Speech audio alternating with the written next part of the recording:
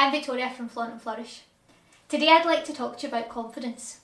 Almost all of my clients tell me that confidence is the number one thing that prevents them from growing their business, and I can completely relate to that. Up until about 3 months ago, it was confidence that held me back from being visible online. I didn't really want to have my own photographs taken, I certainly didn't want to do any lives, and I really didn't want to put myself out there. As far as I could tell, my business was about taking pictures of other people, and I wasn't really important to that. However, since March, things have really drastically changed for me. I've had a complete shift in mindset, and I have gained so much more confidence in relation to my business, in the knowledge that I have, and in the way that I project myself and project that knowledge onto others.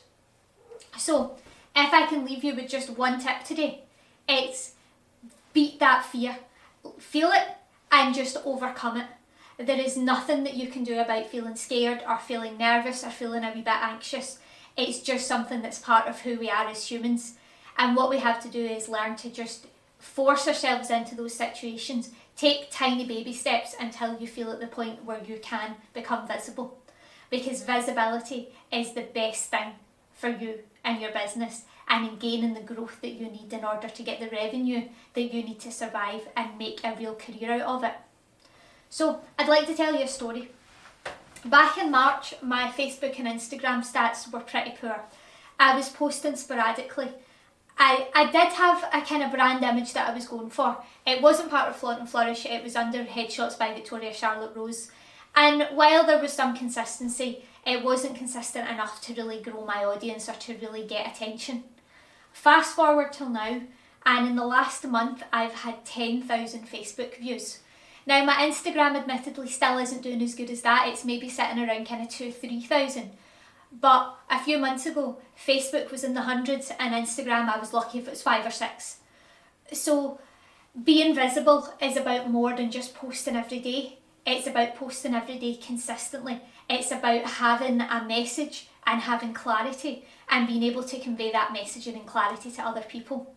So whereas before my sporadic posts meant that I wasn't really being seen and people didn't really know what I was doing, now it's much more obvious who I am, what I'm doing and how that connects to my business.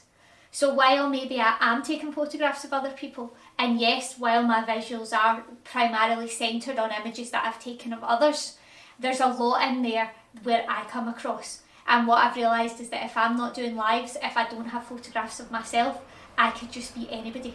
And the thing is, nowadays, people don't want just anybody. People are far more committed to buying from local businesses. They're far more committed to buying from people that they know when they make a purchase, they're making a difference to people's lives. And that's why your local cafes, your local restaurants, your local jewellers, your local kind of cake makers and your bakers, think about all of the things that are still thriving, that have always been thriving. And the reason for that is because we want to help each other.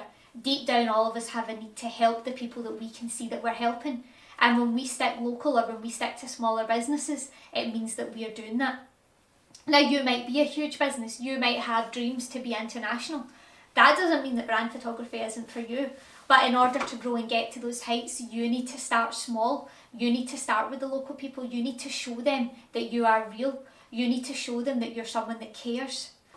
So, to return to confidence, is it might seem that messaging and values don't really connect to your confidence, but they do. Is the more clear you are about your brand, the more clear you are about what you're trying to do, and the more clear you are about who you are and how that aligns to your business, the more confident that you feel. I said at the beginning of this that lots and lots of my clients are worried about their confidence and that's what holds them back. But at the same time, everyone who has done a brand shoot with me has admitted how much more confident they feel. Now, it's not a magic wand, it's not going to make you suddenly love how you look. You're not suddenly going to say, oh yeah, woohoo, I love being in front of the camera. The bottom line is, if you don't like being in front of the camera, a brand shoot isn't going to make you love it. But what it does do is it puts you in a really, really strong position to be able to talk about your business. It lets you see yourself in a different light. When you see the pictures of yourself from a business perspective, you actually feel like that person. You become your business. You become the successful person that you dream of in your head. And that's why brand photography is so good. Brand photography boosts your confidence because it gives you the belief in who you are. It lets you get a glimmer of where you want to be and what it looks like to be that person. And then it's just like a snowball effect. The more you see it, the more you want it. So when you start showing who you are, when your visuals get better and better and better, when you start having the confidence to share yourself on Facebook, on Instagram, on LinkedIn, on Twitter, or all of the other social media platforms, you start to become a slightly different person, and it's the person who is the front of your business. So please, if you are considering brand photography and it's confidence that's holding you back, don't let it. Don't worry about the fact that you can't pose. That's something I'll talk you through on the shoot. In fact, it's even before the shoot, we look at the types of poses that you like, that you've seen, that you want to recreate, and we work on recreating those. And if it doesn't work, we find alternatives that do. Don't worry about what to wear. The easiest thing to do is wear what you're comfortable in.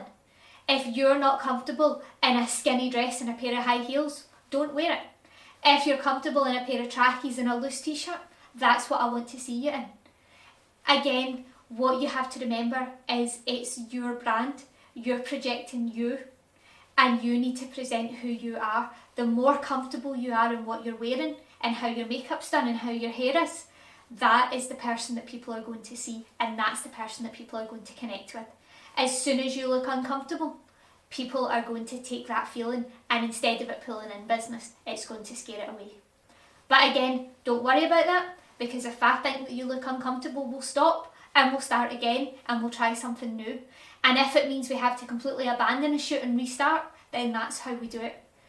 With the brand photography experience that I offer, what's most important to me is you.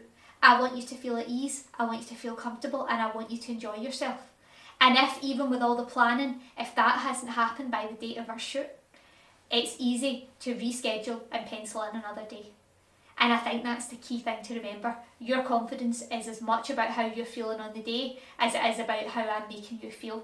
And if those two things aren't aligned, then it's not the day.